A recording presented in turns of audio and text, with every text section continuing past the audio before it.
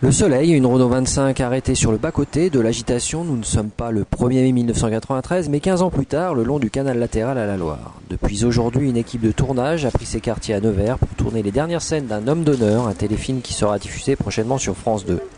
En faisant appel à Daniel Russo et Dominique Blanc dans les rôles de Pierre et Gilbert Bérégovoy, le réalisateur Laurent Henman a voulu inviter le téléspectateur à réfléchir sur l'abandon et la solitude qui ont conduit l'ancien Premier ministre à se suicider.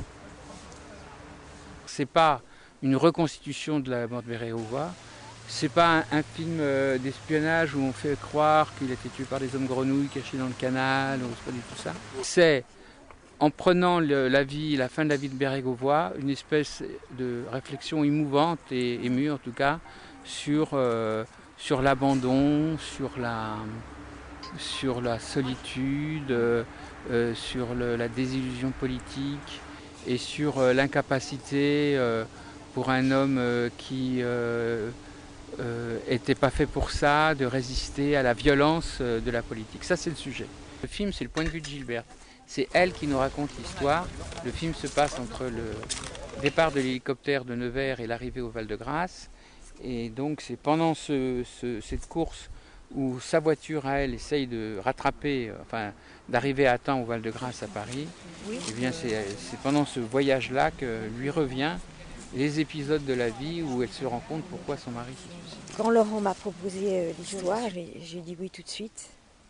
D'abord parce que c'était lui, ensuite parce que c'est vrai que c'est une histoire qui est extrêmement émouvante. Puis je pense que c'est important que la fiction française s'intéresse à l'intimité des personnages politiques. En fait, il fallait que j'invente un personnage fictif, mais qui existait véritablement. Oui. Mais comme on connaissait M. Bérégovoy, mais comme on ne connaissait pas sa femme, ça laisse un petit peu plus de liberté aussi.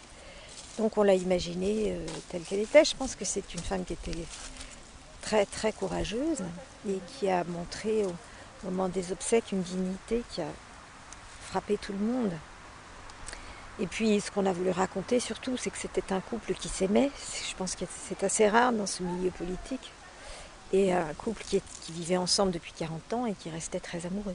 C'est sûr que des personnes comme ça manquent, oui. On est loin du bling-bling, quoi, quand même, faut le dire. Je suis suivi. Faut pas que je perde de temps. C'est très émouvant, évidemment. Je viens sur les lieux. Il fallait qu'on vienne. Parce qu'on l'a tellement vu, ce canal. Moi, j'ai un souvenir de ça, et puis je le retrouve là, et c'est vrai qu'il fallait qu'on soit là, quoi. Voilà, oui, c'est vrai, c'est très émouvant. Moi, je suis hyper ému, quoi. En tout cas, la ressemblance est frappante. Expliquez-nous un petit peu comment se passe le maquillage. C'est 1h30 tous les jours, et il n'y a aucun plastique, il n'y a aucune chose ajoutée. C'est simplement Charlie Courbet-Sérian, grand maquilleur, maître français du maquillage, qui fait ça avec un pinceau, une superposition de tons. C'est vraiment de la peinture, de l'art, quoi.